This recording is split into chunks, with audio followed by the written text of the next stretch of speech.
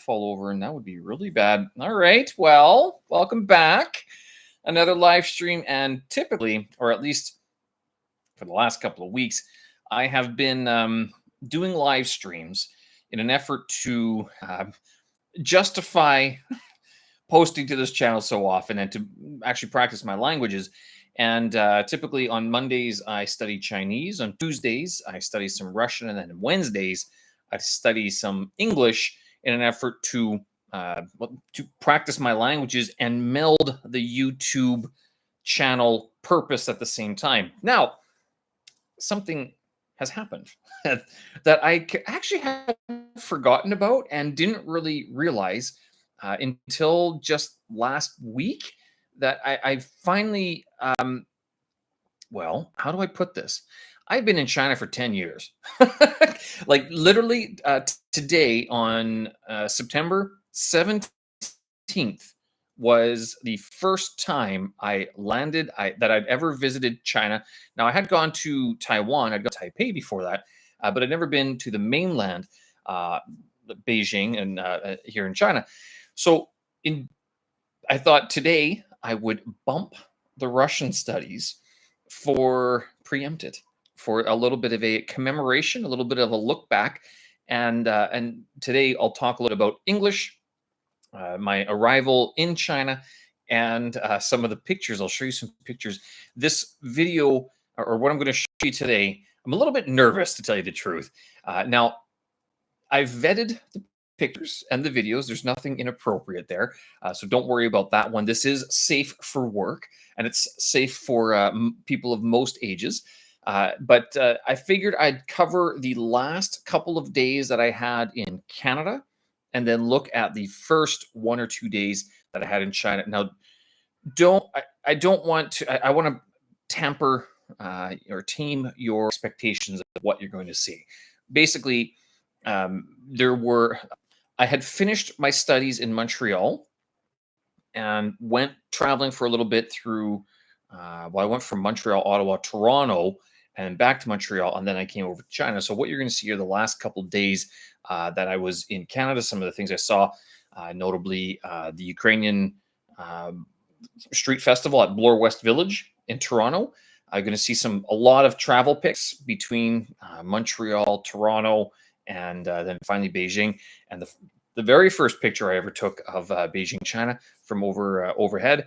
And then I do have some videos. We can get to them if we have time. But if you have any questions, comments, concerns, or sort of wonderments about what it's like to live in China, if you're not going to join the live stream today, no problem. You can drop them in the comments, and I'll try to get back to them in due time. Now, in saying that, I also have this channel is one of several outlets that I have. So this YouTube channel acts as the main outlet for my language efforts and centers mostly around language learning in general. But in addition to it, I have a Buy Me a Coffee website where you can donate to the channel, and it's ongoing expenses such as the camera, or the cables, or the software, the light that helps illuminate so much. The other thing I have is a newsletter that you can find. I'll put the description, or I'll put the links in the description box below, and also in the live chat. I should do that way, and that way you can do it. You can follow along and sign up as you wish.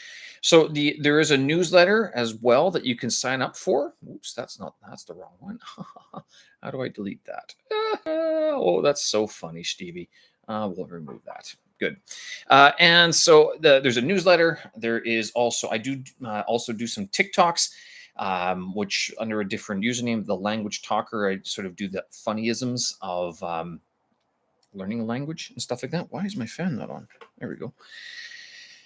And of all things, we have just started a podcast, and that complements the newsletter, which complements the YouTube channel, giving you a plethora of ways to access this information and what I think encourages people to learn languages, both because I've lived in China for 10 years, and I was even before China. I taught English before in a few different countries, well, Korea and Cambodia, and that's it.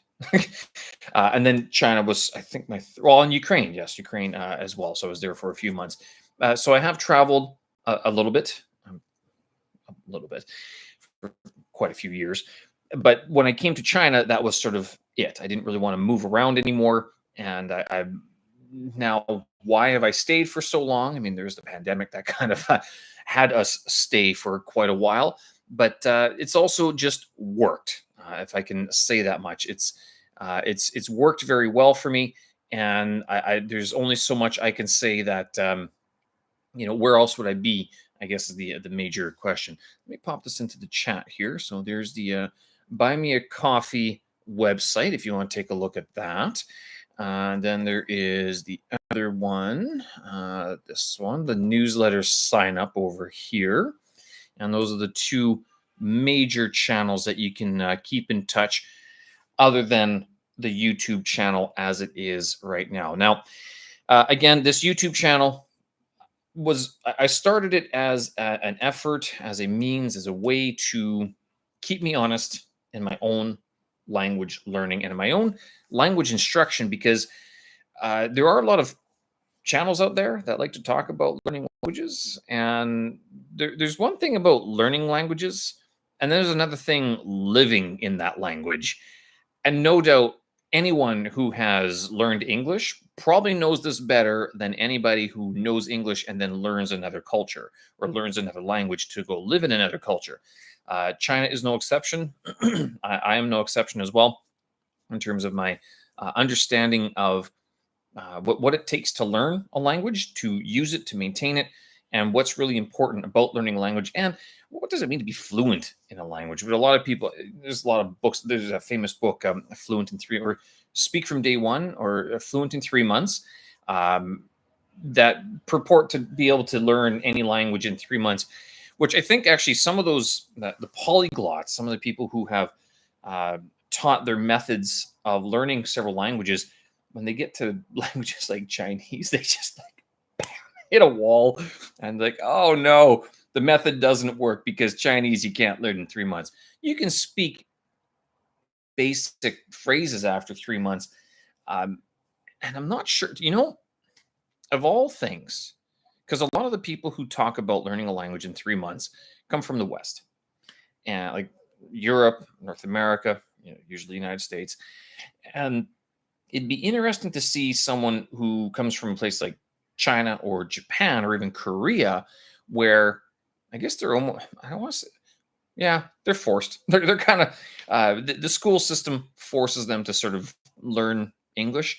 And so for them, they have a built-in multilingualism, I guess you could say. They have to learn another foreign language, and which has employed me for so many years and employed so many people around the world, that it'd be interesting to hear their take on Fluent in 3 months, whether or not they would be able to, well, let's put it this way. You could take any Chinese person who either did not study English or studied it only to grade school level, like a grade 10, grade 11, and then stopped, did the basic token amount of English studies. Could that person then learn another language in 3 months? And I guess the answer is yes, they could. But which language would it be? And what would they do? Like, what struggles would they have in learning a language in 3 months, if that was the challenge? And of course, because again, we see, you don't see Chinese people publishing books on how to learn a language in 3 months, or be fluent in 6 weeks, or how to memorize 1,000 words. And oh, that's not true. There are TikTok videos or Douyin videos on how to memorize 1,000 words in like a day or something like that. Very common in the IELTS circuit. You'll hear all about it. That some guy on TikTok is like, oh, he's just so impressive because he learns so many words so fast. And then it turns out like the guy actually had no clue what he was talking about. He could learn the words, but he had no idea what he was actually saying, because as one thing that you sort of learn about language learning in general, as you learn not just your own language, or you try to teach your own language, but you learn another culture's language, and that is that it takes a long time to see the word, to hear the word, to accept the word, and then connect the word, the sound of the word, the look of the word, and the meaning of the word, and then to make your mouth move in the manner that the word requires, so other people understand you. To understand the four different skills. It's a challenging process, and it's phenomenal that the human body is capable of doing this. That we have our computers, compressors, not compressors, computers, our brains that do this right from birth, starting to accept language and input from all over the place, which is quite neat. Anyway, so as I mentioned, today is a special day. September 17th, 2024 marks 10 years for my of my arrival here in China.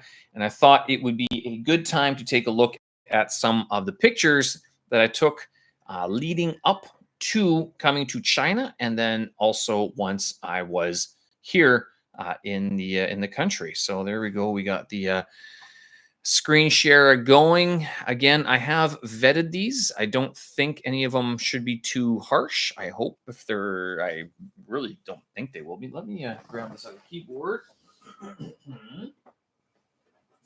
And then that way I don't bounce the camera as much, because the camera is mounted here, and there's no other way to do it. I need this, don't I? I still need the trackpad. Well, anyway, so as we begin, there we go. I think this displays properly. One thing, if we can keep the time, because the one thing, I don't know how you guys manage your files and your photos and videos, but I think for the longest time, I think this is a Huawei phone that I'm using. No, yes, this is a Huawei phone, which I bought in Canada and brought with me to China, which might sound odd, but I needed a phone in Canada, and Huawei. I remember Huawei was just starting to, I guess, become more of a presence internationally. And I do remember, was it March or April of one of the years, 2014, I guess it was, that I finally got a phone in Canada.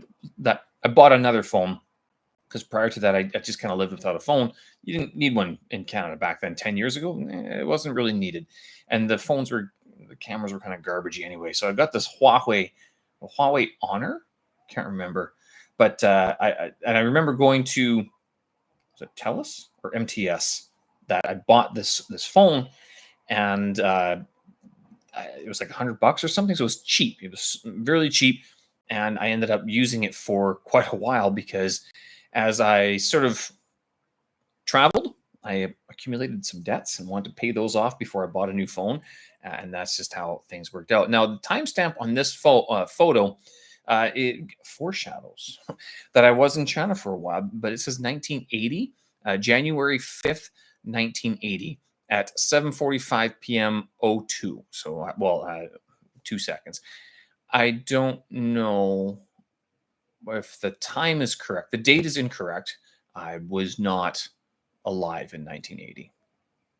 A twinkle in the eye, hopefully. But the lighting on that food, I'm guessing it was sometime in the afternoon. That looks like it could be, no, that's got to be dinner though. Yeah, that's going to be evening. So 7:45 p.m. is probably correct. I would not have that much for lunch. Definitely not these days. Before, maybe. Oh goodness, good question. Anyway, so that's not my first meal in China. I don't know why. It's just the wrong date, but that one would come later. So as I mentioned, um, it's been 10 years I've been in China, and these pictures all sort of lead up to it. You'll notice the timestamp here is September 13th, 2014. I went to Spadina in Toronto, and the reason why was that there is a Bloor West Village Toronto Ukrainian Festival, and so I am of Ukrainian descent, but I was born and raised in Canada. And I think maybe I'd been to this festival once.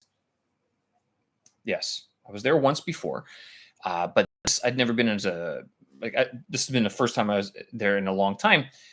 And in September, so it was sort of a happy circumstance that I was able to very short period of time in this camera roll. We have Bloor West Village, we have Toronto International Film Festival. There's no peak at the Montreal International Film Festival, but I also saw some of that, and that's since closed since 2014, 2015 or 16, somewhere around there. But also, I was in Montreal for about 5 weeks. Doing my CELTA course that year. And I was also in Ottawa for 4 weeks as well, staying with a friend. So Bloor West Village, Toronto, Bloor West Village Ukrainian Festival in Toronto. This is what it looked like, and they just block off one of these streets, and they sell Ukrainian foods such as a dill pickle. Dill pickle, very famous right around now. If you know any Ukrainians, they're usually making homemade dill pickles. Hard to find good dill pickles here in China, to tell you the truth. Very difficult. One of the services here. I guess this is one of the So we have some pierogies. Which one was this? I guess I don't know.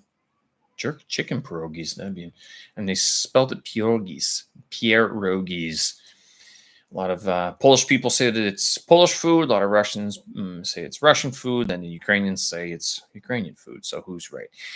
There you go. You have some, I guess that's like coleslaw. These are the pierogies with gravy on top and smetana or sour cream as well. I don't typically eat pierogies with sour cream. I think it's kind of gross. But as I've gotten older, I've learned to just live with it and to try it out.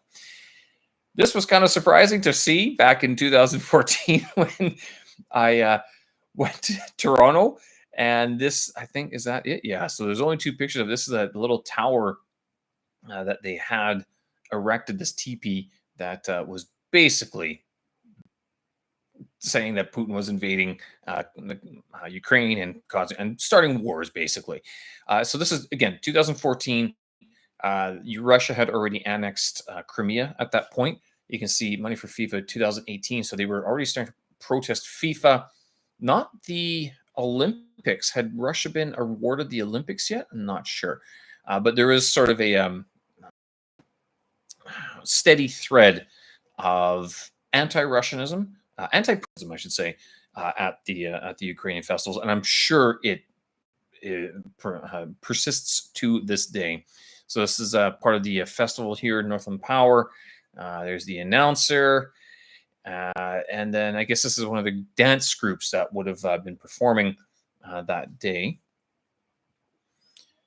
Is this the Volin dance? This would have been, so given the costumes that they have, I know them, I'm guessing based on the men's costumes here. So white pants, white. Most Ukrainian shirts are white, but they have this jacket. It's not Poltava. This would be Volin, I'm guessing. Can't remember, to tell you the truth. I remember getting hammered in that pub for some reason. Actually, my first time I went to Bloor West, I think we went to that pub and we had a few very fuzzy memories, and I'm not sure where my pictures are for that one. Do I know anyone in this picture? No, this is just people around. Don't know who he is either. Clouds, pretty clouds. There you go. And this is, excuse me, going towards sunset. And I guess at this point, I'm starting to think, like, this is, I'm in Canada right now, celebrating my Ukrainian heritage, and very soon I'm departing Canada to go to China. And this is one of the reasons why I take so many pictures, is because every moment is sort of like the only one that you get, which sounds very high level, philosophical, blah, blah, blah, blah. But the point remains, and like a lot of people criticize some people for taking a lot of pictures, always being on their cell phones and stuff. And I've noticed that as a traveler, it's very difficult to get away from technologies such as cameras, video cameras, computers. And part of the reason is simply to commemorate or to remember the places you've gone.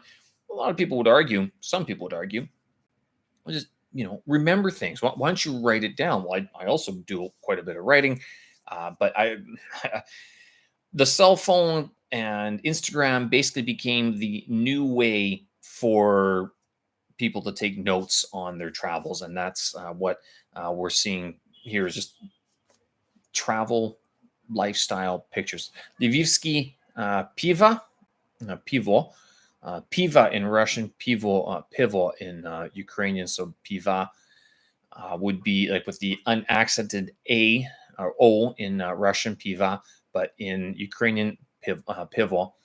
So it's Lvivsky, and they have what's the other one? There's Slavutich, and there's something with an ob. I'm forgetting it. I'm drawing blank at the moment. Anyway, band playing, people dancing. More all proceeds going to the war effort, right? Mini donuts. Can't find those in China. Despite, but no, I've never seen them. No, they make youtiao, and yet they don't make cinnamon donuts. It puzzles me that they haven't copied that just yet. Again, another dance. This one, not sure what that one is. That is girls' costumes has changed. This would be a girls' dance. Those are women and women there. Not sure. Blurry. Low lighting. This is what cameras were like 10 years ago on your cell phone. So you feel, well, how much are you going to be able to fight that, right? And this is a band playing kielbasa and sauerkraut.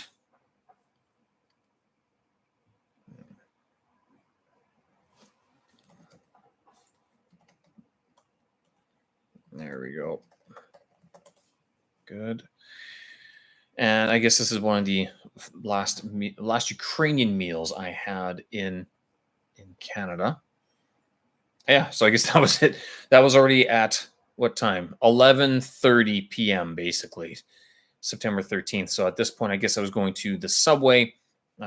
Jane, I don't know. I don't know Toronto very well, so Jane is right near Bloor West Street Village Festival, and or Bloor West Village.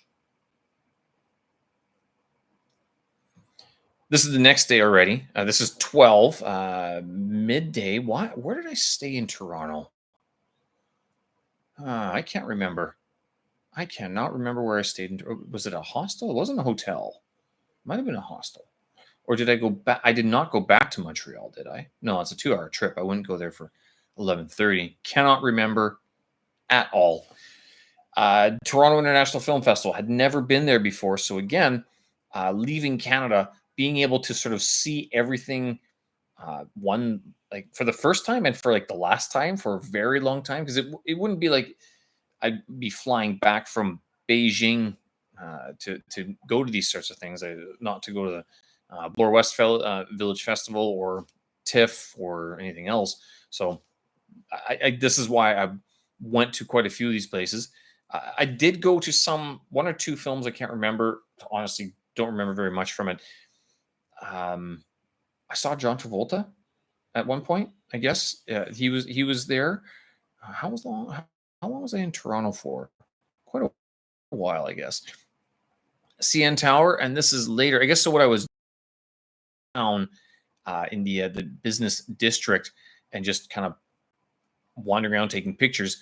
CN Tower, and then there is Rogers Center right there. Is it still called the Rogers Center? I can't remember. They may have changed it. The naming rights might have changed. I don't think I went up the CN Tower that time. I did the first time when I was going to Korea to get my visa in Toronto. I also went up the CN Tower, but I don't think I went up the tower this time. There's a young man, Steve. Selfies. Am I thinner? Thinner. Maybe. The beard is certainly a lot longer than it was back then. 2.5 years. Modern art.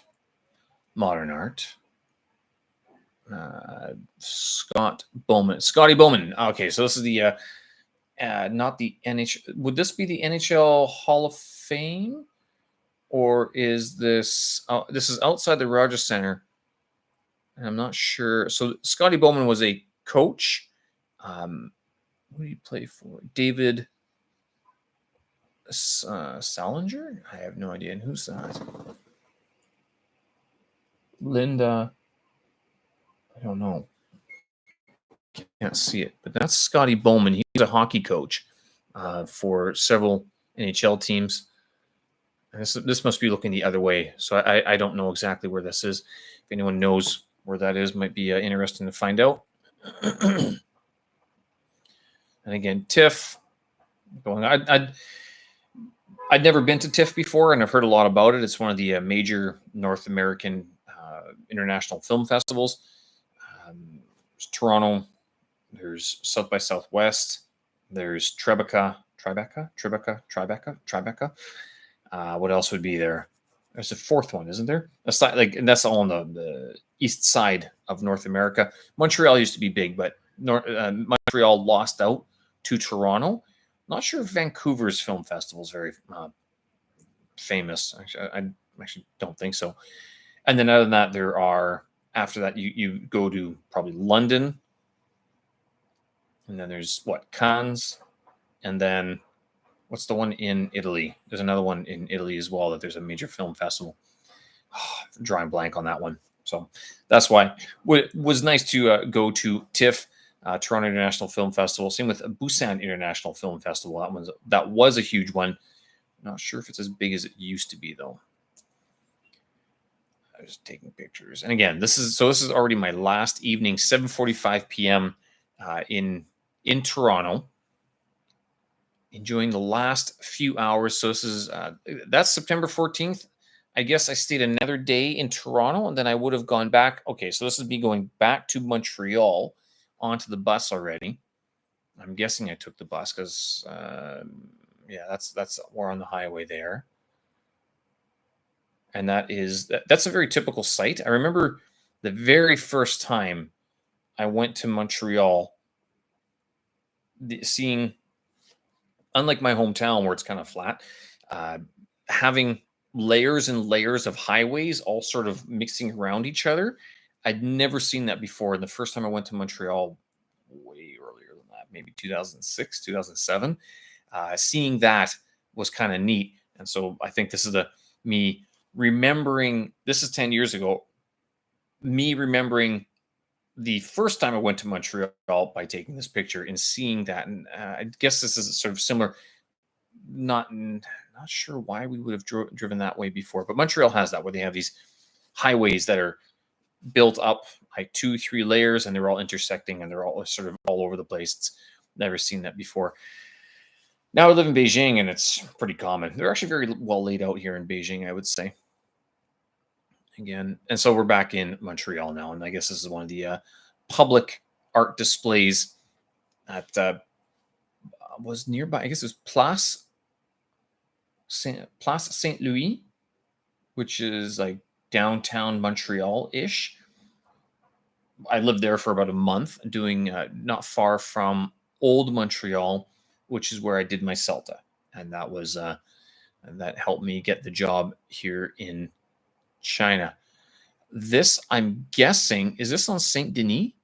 No, it wouldn't be Saint Denis. It'd be the other street that runs parallel to Saint Denis, but on the other side, this boulangerie. I'm guessing, so it's a pastry shop. Mama Selection Somblé. Mamie Selection Somblé. I have no idea what that means. Some sort of selection son without blé. No idea.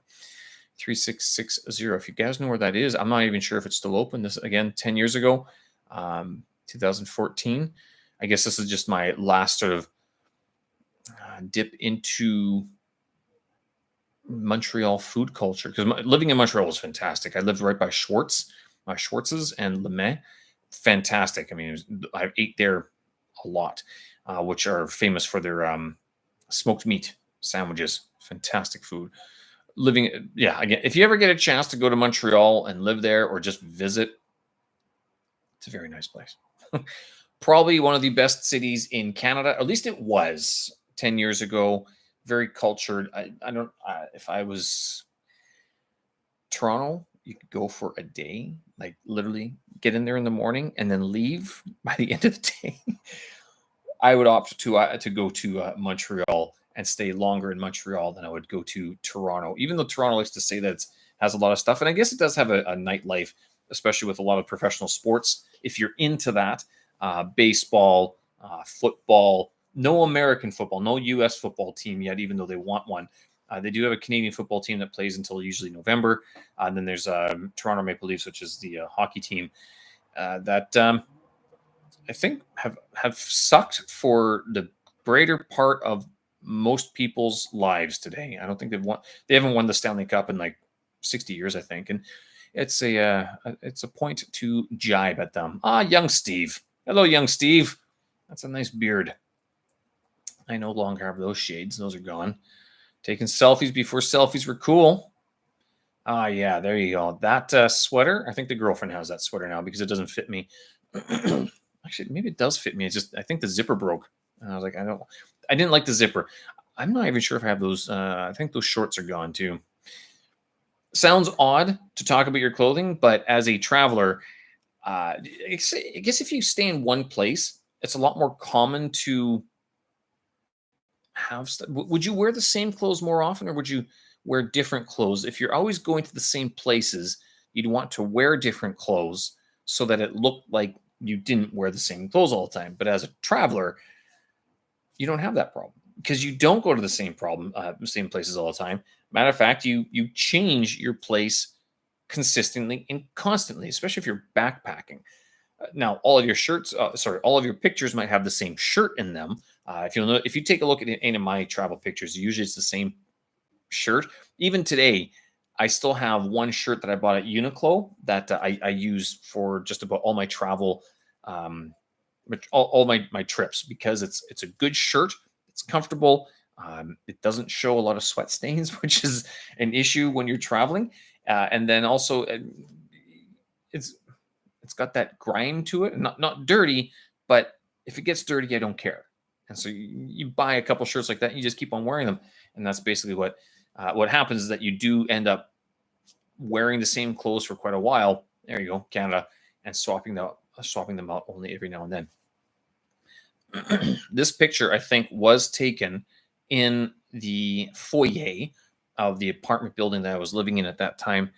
And I don't know if I have any other picture. I think I have one picture of the inside of the bedroom, and it was literally a mattress on the floor. I'll show you it later on.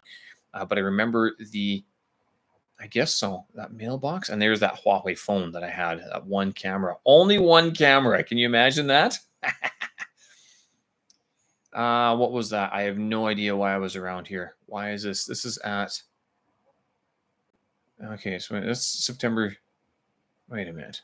I missed a day here. Yeah, so obviously something else has happened here. September 15th at 3:48, I went out, and I guess I disappeared for a day and a half. Well, I'm guessing these are not complete pictures. I'm not sure why those were put in a different folder. These were mostly from the phone, so I'm guessing I put them into a separate folder. I have no idea. Don't know how I ended up at Pizza Exquis Psychonaut. Was I at that club? I don't think I would. I have no idea. What is Psychonaut? Was that a dance club? An electronica club? No idea. Or I think I'm looking at the pizza, 99 cents, and because you don't see that very often. No idea. Transit, Laval. Yeah. All right. There's the bed. I don't have any other pictures other than that. At least not in this camera roll here. So this is I literally here for 5 weeks. It was a mattress on the floor. I think it cost $600 to rent a month. About 3,000 RMB, or about 500 US dollars. And that was good enough for me. I didn't need much more. There were 3 of us living on that floor. I was in this room. There was a French girl in the room beside. She had the bigger room. And then there was a big sort of family room that was also being rented.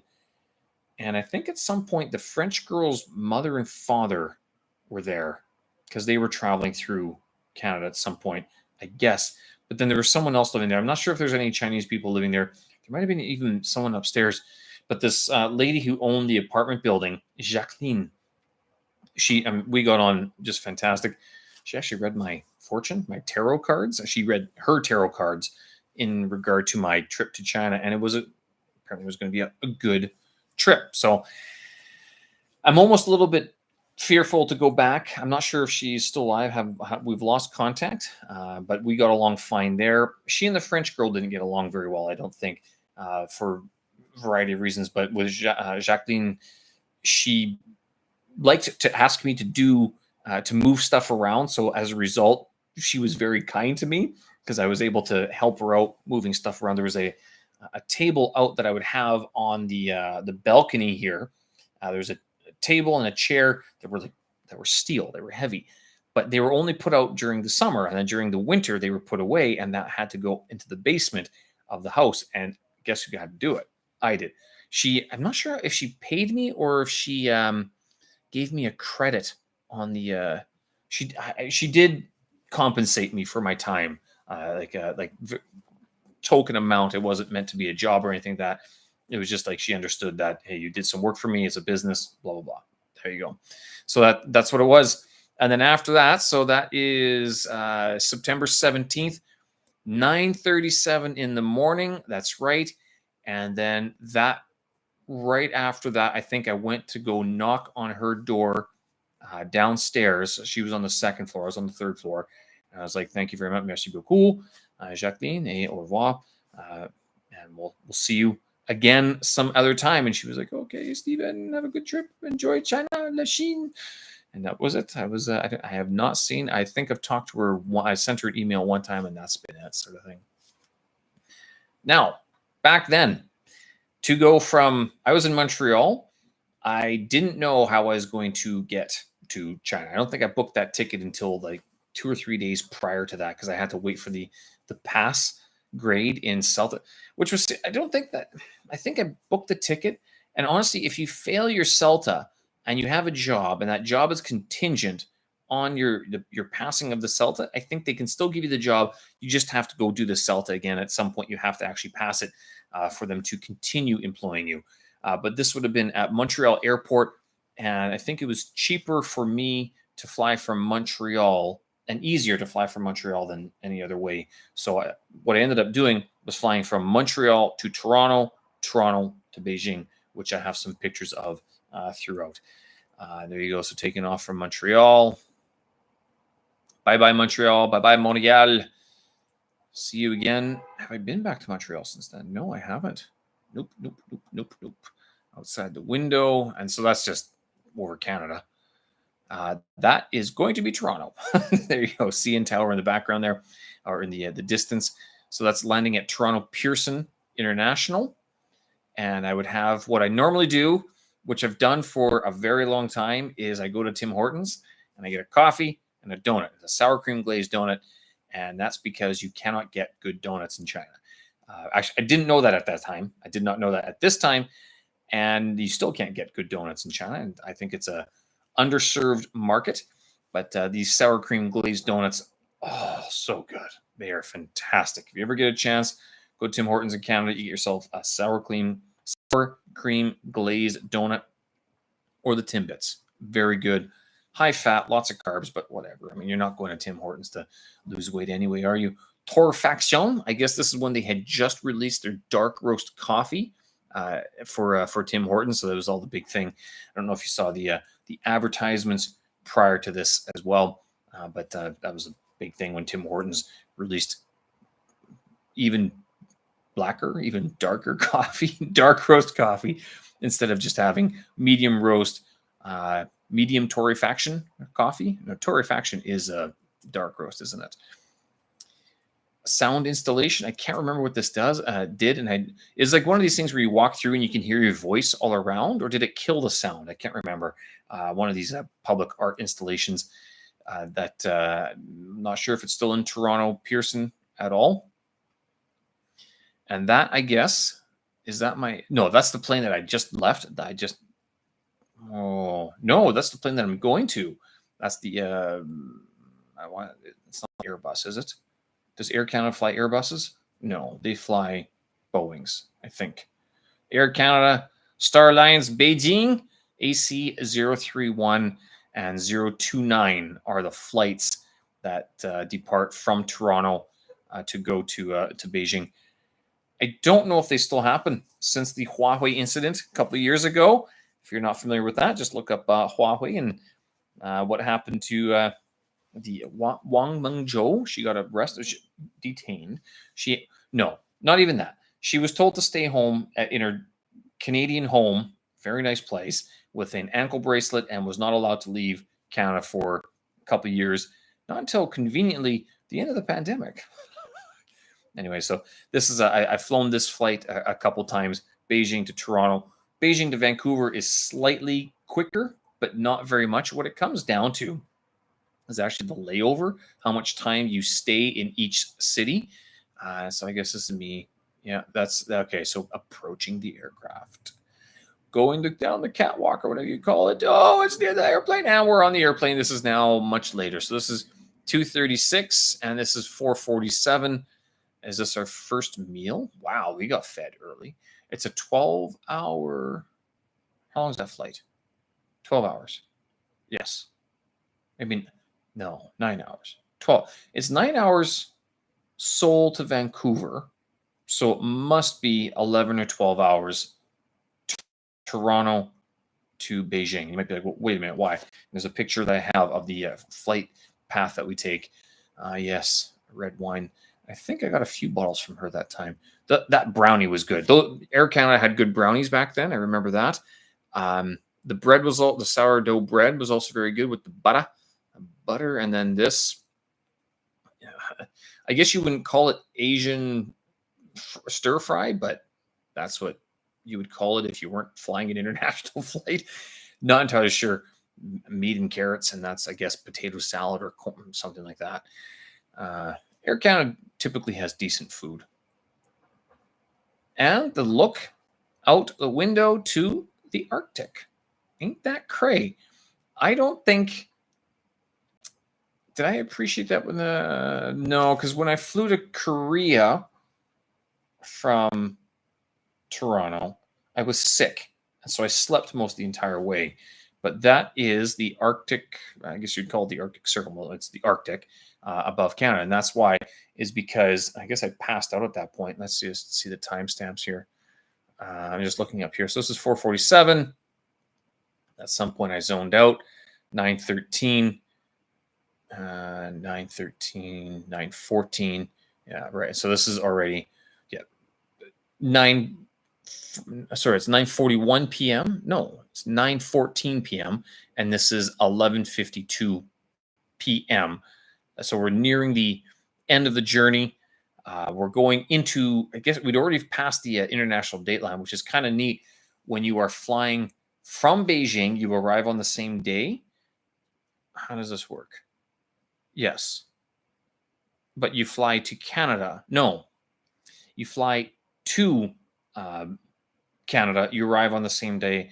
You fly to Beijing. You lose 2 days, which can be a little bit disjointing, if you will, because Beijing is 12 to 13 hours ahead. Right now, it's 12 hours ahead of New York, which is the same time as Toronto.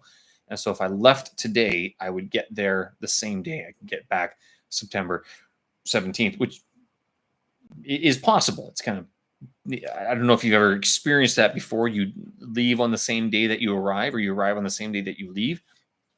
Unlike flying far west, then you miss a day and a half, basically, depending on which time you leave from your destination or from your origination point. Toronto all the way up through the Arctic Ocean. I thought that was kind of neat. Over parts of Sea of Okhotsk, parts of Russia. International Dateline. Shenyang blurry. I get photo. Did not take very good photos with that camera now, did I? Nope. Where's that? No idea. No idea. Trying to get a good picture of it. Flying into China. Shenyang, Beijing, Urumqi, Shanghai, Kaohsiung down in Taiwan, Novosibirsk. Oh, I already showed you the next photo. It's too bad. But I've traveled pretty much all of this area in China out to the first summer. So 9 months after this photo, the July of 2015, I would take the train from Beijing and go all the way. I wanted to go from Beijing to Barcelona, That didn't work. It did not work at all. I made it to Kashgar, and I spent some time in Xinjiang back then. Kashgar out to Kyrgyzstan, and then Kyrgyzstan. By that was 4 weeks, 5 weeks already. I was tired, and I was like, I just don't want to do this anymore. I can't. I am not going to make it to Barcelona. Even if I got on the train and just went for it, I couldn't do it. So I went up through Kazakhstan and then ended up flying from Kazakhstan to uh, Paris, which I ended up meeting the French girl that was in Montreal there. And then from Paris, I flew to Vancouver and then was in Canada for a while as well, for just a couple of weeks before I went back to China. So I have traveled quite a bit of the northern part of China. There's still more you could see. Bit to Shenyang. There's not too much in Shenyang to say. Harbin. There's Korea, and there North Korea, South Korea. Traveled a bit to Japan as well. Not too much. Much more expensive than China. But there's Harbin, Changchun, Dalian is up there. Dalian, I think, is right there. Changchun's somewhere over there. Harbin is somewhere over there. And those I've all been to as well. Mohe, the most northern part of China, is somewhere up there. It borders Russia, and it's known as the Christmas town, I think, because I think they have some sort of Christmas installation there. I'm not entirely sure, but it's the most northern part of China as it borders Russia, and it's bloody cold. Never been there before. You cannot. One of the reasons I went through from Beijing over to Kashgar or Kasha is because the train from Beijing to Vladivostok, which is over here somewhere, was no longer working. You had to before you could go Beijing to Suifenhe, and then through Suifenhe you could transfer to another train that would take you to Vladivostok, and that would be the Trans-Siberian Railway that everyone talks about. I was not able to do that. Later on, years later, I would do the Trans-Mongolian, which would take me through Beijing all the way through Mongolia and then over through Novosibirsk, etc. But I didn't do that for another couple of years. But every summer, I took a train trip somewhere and basically just traveled around. I have not traveled the southern part of China very much. Even though I've been here for 10 years, most of my work in the last 10 years has been in the north. I wouldn't mind taking some more time and just doing train trips down south, if at all possible. And that would be my very first picture of China at 3:35 in the morning on September 18th. I guess is when I first laid eyes on China. I'm not sure if that's Beijing. I'm guessing it's Beijing, approaching Beijing from the north.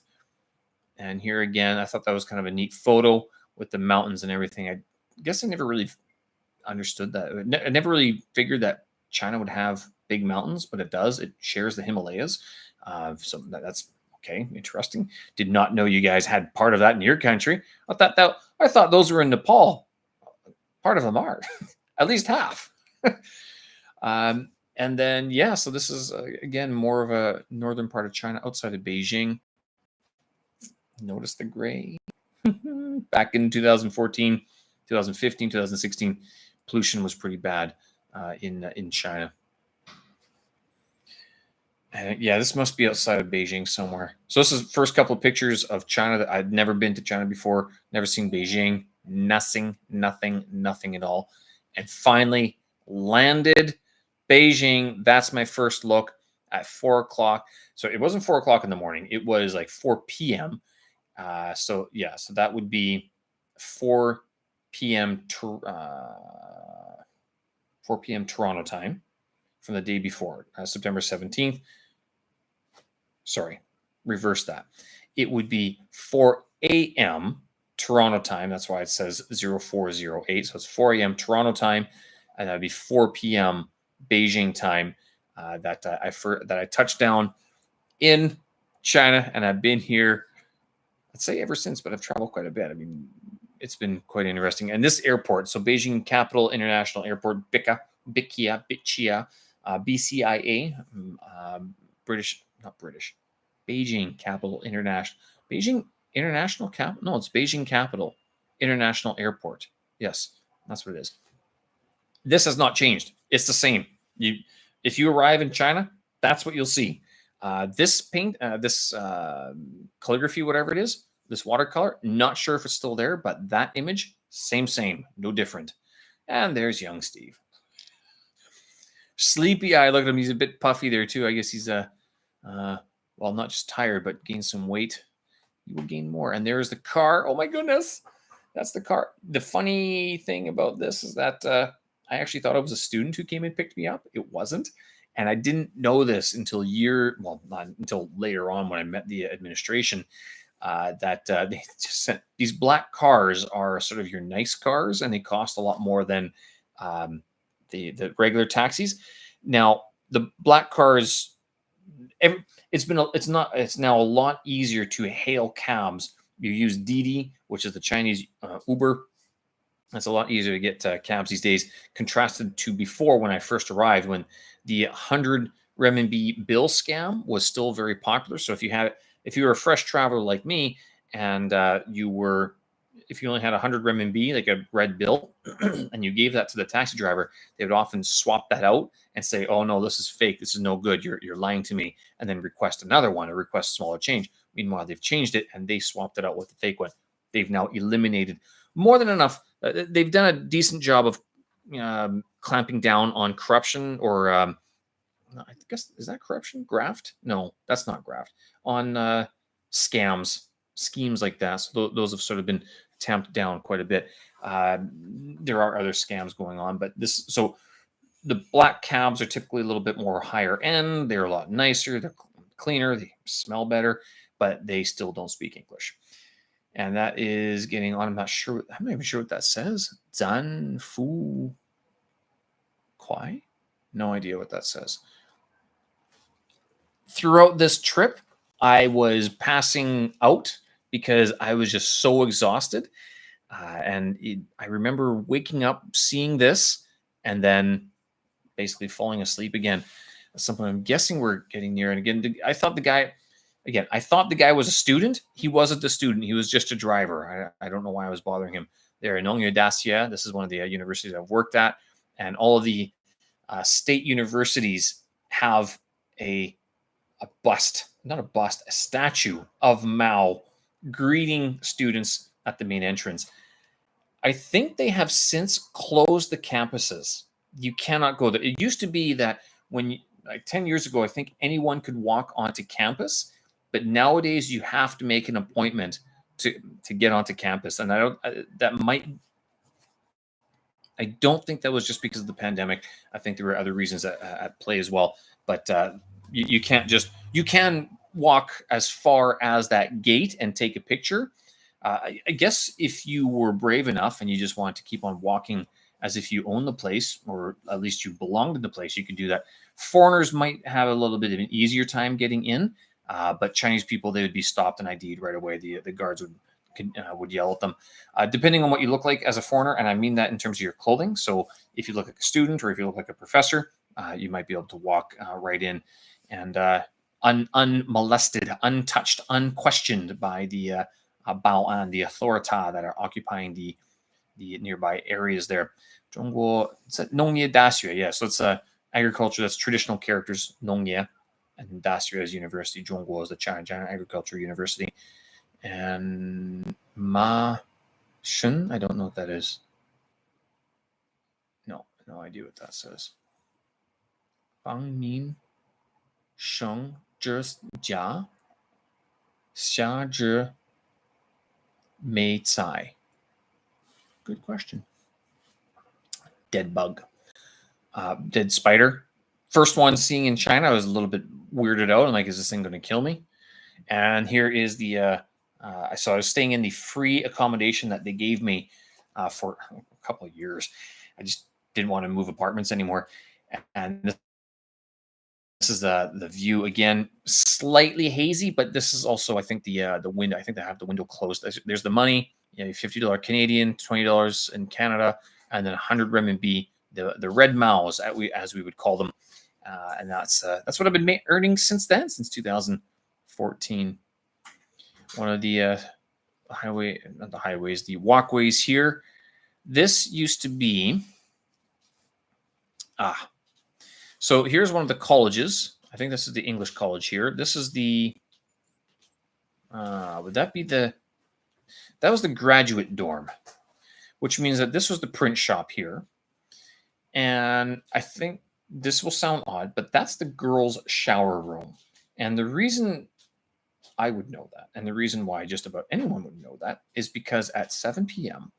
or 6 p.m., 7 p.m., especially 8 p.m., after the 8 p.m. class, there would be a parade, not official, but an unofficial parade of women going to shower in the shower room because the girls' dorm, which is located somewhere over here, didn't have showers, which was odd. But the boys' dorm, which was somewhere over on the other side of campus, did have showers. It was later explained to me that the reason for that is because, and there's a few different reasons that sort of floated around. At first, the guys' dorm, the guys were supposed to be in the dorm where the women are now. So the women, they swapped buildings. So they built a new dorm room for the women, and it had showers, had all the nice amenities. But then eventually the men took it because some people say the hair from the women washing their hair clogged the toilet, clogged the drains, so they couldn't. The drainage system wasn't prepared for that sort of intake. There was also a rumor, a saying that some girl had fallen, that they, do you say unalive themselves, I guess these days, committed suicide. So some sort of like a tragic story sort of happened in that building, and so as a result, I'm not sure if it's true. Like, I never got verification of it. And of course, administration doesn't really want to talk about these things. But at some point, I guess something had happened that had spooked the women, or maybe I kind of wonder if there was a rumor that it was haunted or something along those lines. Like maybe this is all just made up to sort of explain why the swap happened anyway. But that's what happened, was that eventually the guys and the girls swapped dorms. As a result, the guys got the dorm with all the showers and the women didn't, and so they had to walk down this laneway, this alleyway every night, or whenever they went to go shower. And yeah, every night at 7 p.m., 8 p.m., there would be a parade of women that would walk down that road to go shower. And yeah, you always kind of wonder, especially like even in the winter, you'd be like, really, why would you do that? That's so bizarre. This is the bell that they had on campus outside. So this is so they called this the princess dormitory for the women, so the princesses of the campus. The boys' dormitory was called the prince dormitory, and then the graduate dormitory, again, graduate dorm right here. So if we were to put these photos together, this one is looking to the west, and this would be looking to the north already. So you'd look to your left, and you'd see that that alleyway. You'd have to go a little while though, go a little ways.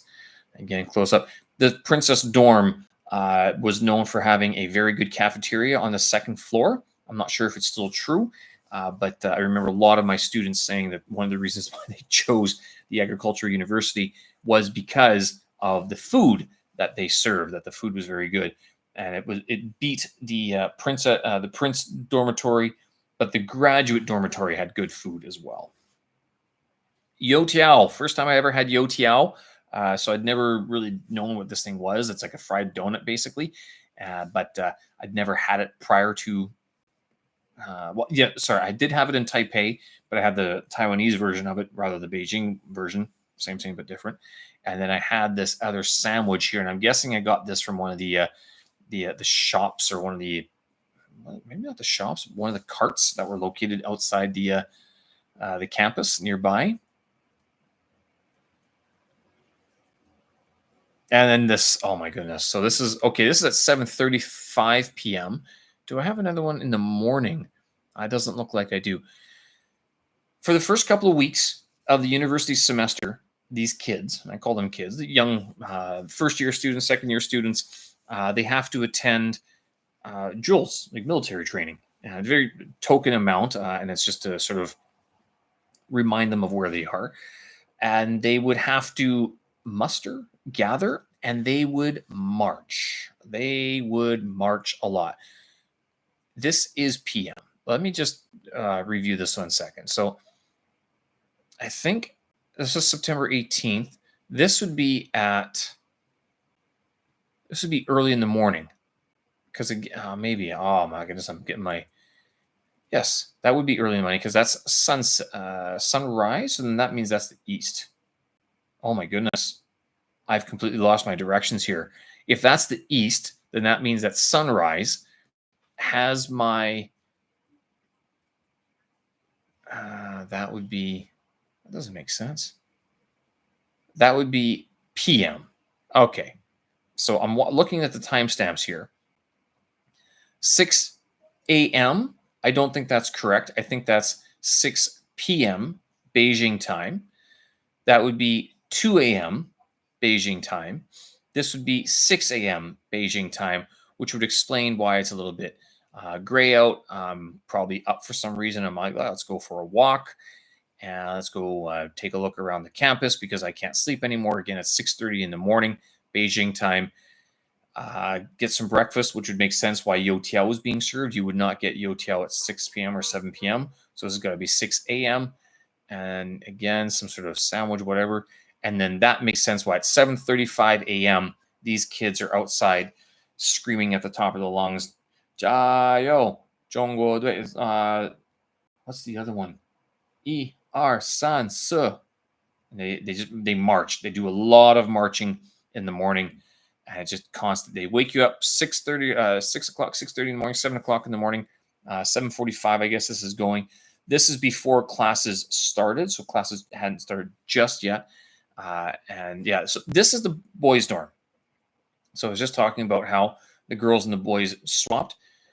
Here's the boys' dorm. In the last couple of pictures, the graduate dorm is over here, and the girls' shower room is over here behind the graduate dorm, and then the princess dorm or the girls' dormitory was behind. Not this road. There's the basketball courts, and then like off screen to the southwest is where the girls' dormitory was, closer to the entrance, I should say. So that again, that's the boys' dorm that had the showers in it, and that's why the guys didn't have to walk down all that way. They have a climbing club. I thought that was kind of neat. They built this sometime around I got there. The other thing that would happen at night, which since you hear this, these kids screaming at the top of the lungs, "Jiao, Zhongguo Dui, Yi, Er, San, Se." Hear them screaming that.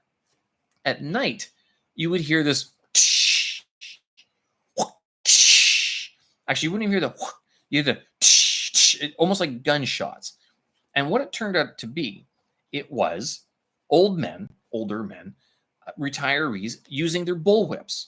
They have since stopped this.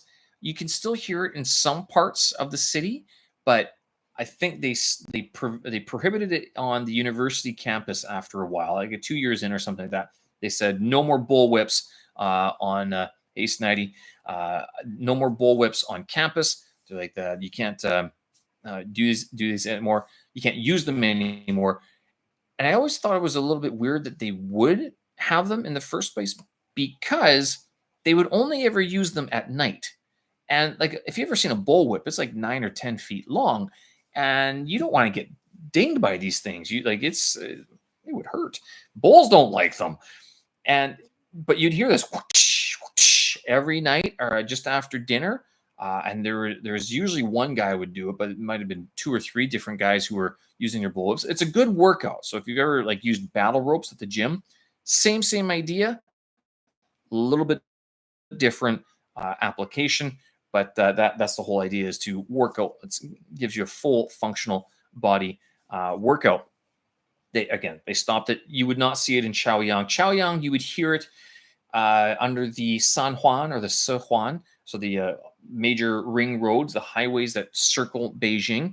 There are places, pockets of like pavement where older men, typically never seen an elderly woman do this.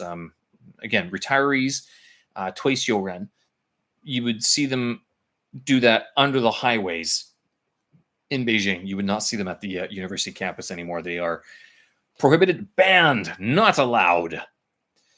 And again, these are the marching orders. I don't know why I did that. So they're assembling.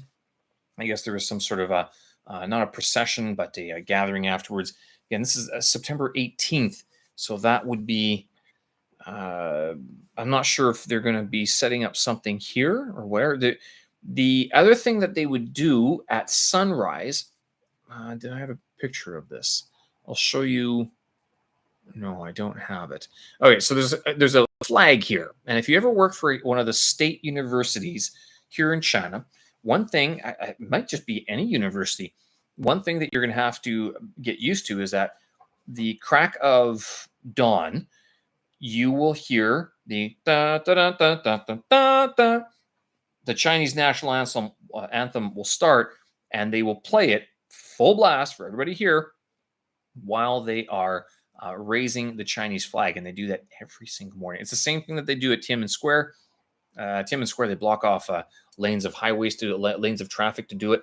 But every state university, and I think all universities are state universities anyway, the big ones, Nongda, BLCU, BFSU, Renmin, Tsinghua, all of them would have a flag ceremony each and every morning at the crack of dawn. If not, was it a crack of dawn? Tiananmen Square is at the crack of dawn, but the state universities might do it earlier. They might just have a standard time that they have to raise the flag. I'm not sure, but they all do it, and you can watch it. It's there's like three little soldiers. The interesting thing is that if you get up early enough to see this, or before the flag, before dawn, so we're talking like you got to be up there early, you will see them preparing.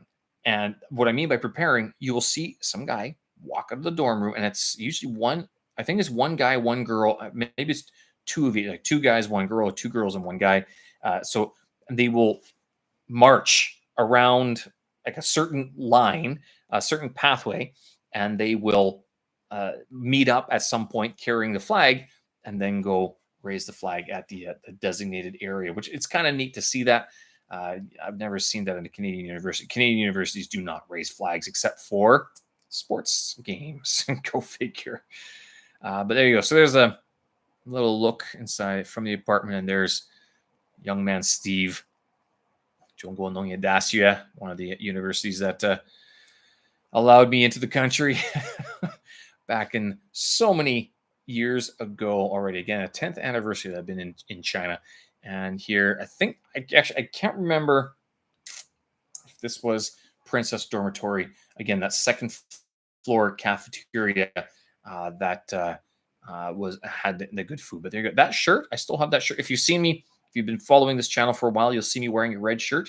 It's that red shirt. So I still it's not snug. I mean, I haven't gained that much weight. I've kept my weight under some sort of management. I'm not sure if I'm the same weight at that time. I did bulk up after that. I put on the freshman 15 afterwards. A lot of students felt the need to tell me that repeatedly. Steve, you got fat. Thanks. What's your name again? What's your student number? You mean like fat as in like F, or fat as in PH, my bro, right? Anyway, so from there, last meal or whatever it was. So again, this is September 20th. This would have been the correct time already, I'm guessing, at 2 p.m. Not sure. Yeah, 2 p.m. So it'd be lunchtime already. So, and from there, we have some videos. This is one of the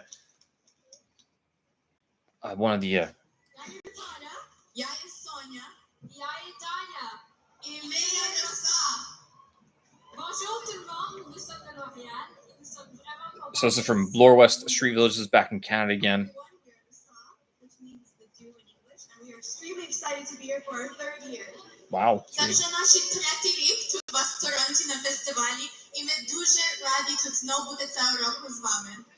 That's your Canadian Ukrainian accent. Better than me.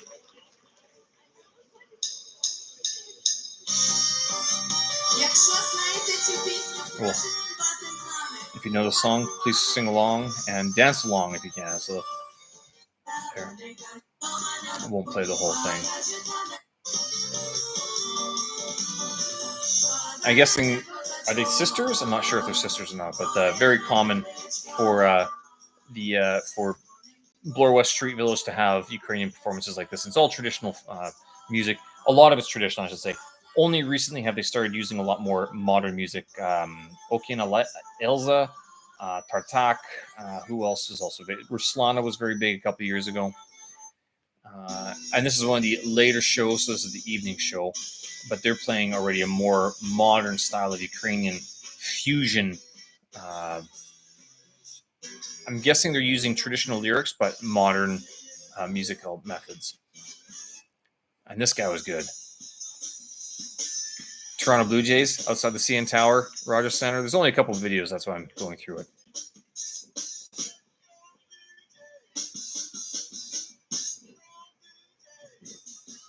It's good. Kept the beat.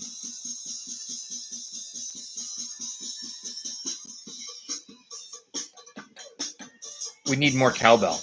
If there's one thing that this song needs, it's more cowbell.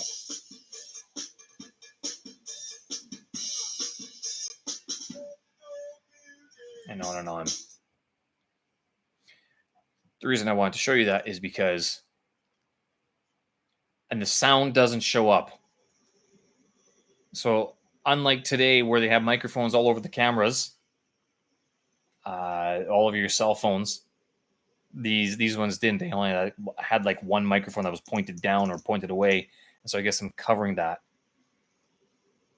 And that's my first video that I took from once I landed in Beijing. Again, I thought he was a student. He was not a student.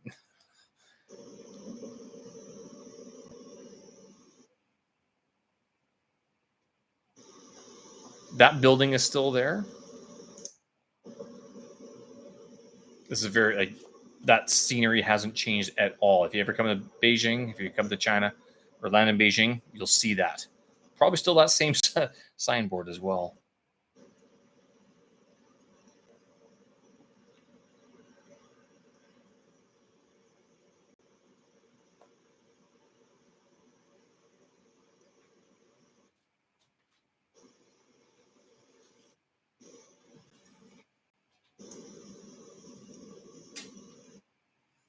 That's all it is, man. Beijing hasn't changed that much. Going through a toll booth, you have to pay for those as well. The good thing that the university covered everything, because I had no idea what I was doing. See, this guy's actually dressed quite nice. If it was a regular blue and yellow cab, he would not be dressed that nicely. And some more.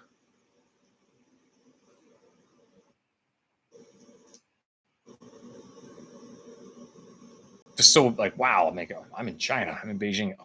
Completely out of it because I was so tired. So it says 5:43 a.m. It's not. It's 5:43 p.m. because my phone hasn't switched yet from Toronto to Beijing time, and Beijing is 12 hours ahead of Toronto. Last one, nothing. I hope it doesn't show anything inappropriate. All right, so that will be it, folks. There you go. That is my entrance into China after so many years. It's been 10 years. Will it be 10 more? Oh my goodness. I have no idea, to tell you the truth. I mean, what would it take to move me out of this place? What would it take me to go away and find some other place to dwell? No idea. Let's go back to that first shot of China back there. There you go. Wow. I barely remember that flight over. Probably because I had a bit of wine as well. But all right, I'm going to leave it there. Awesome. Thank you for watching. If you watched the whole thing, comment below what you thought. I mean, I know it was a bit of an extended trip down memory lane, but again, September 17th marks 10 years that I've been in China. I guess here's to another 10 years if I stay here that long. I don't know very many expats who've been in China for 20 years, 15 years, 20 years. Like 10, 12 is pretty normal. 2, 3 is also pretty normal. But after 10 years, keep in mind, we did have a pandemic in between all of that. So that kind of made it difficult to move around. There you go, young Steve, one more time. Back in the day. So hopeful returning to the ESL sphere after a few year hiatus, which I can go through at another time. But folks, thank you very much for following along, watching along. If you watched any part of it, thank you very much. If you watched the whole thing, great. Thank you very much. And again, I have put the couple of important websites here in the chat box. If you want to support the channel at all, you can do so by heading on over to buymeacoffee.com/Stephen's Language Log is where you'll see some donation. I also post some study resources there as well for people who are learning languages on their own.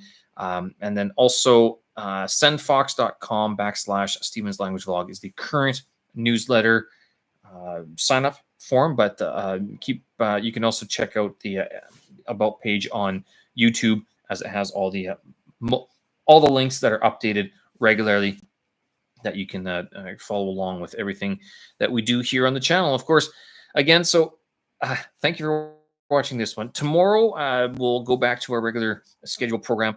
I'm guessing we'll do a Russian stream tomorrow, and then Thursday we'll see what happens. And then Friday, we'll also have a YouTube short out as well. And then on the weekends, we have been releasing our newly minted podcast. So you can sign up for that. That will be distributed shortly on Spotify and Apple and all the other good places that you can get podcasts and audio files these days. Again, folks, thanks again. We'll do this again. Hopefully the internet connection stays good and we're able to continue broadcasting live as it is. Thanks again. We'll do this again. Have a good one. Bye-bye. And stream. And that is paka paka. 再见. 下次见. See you and thank you.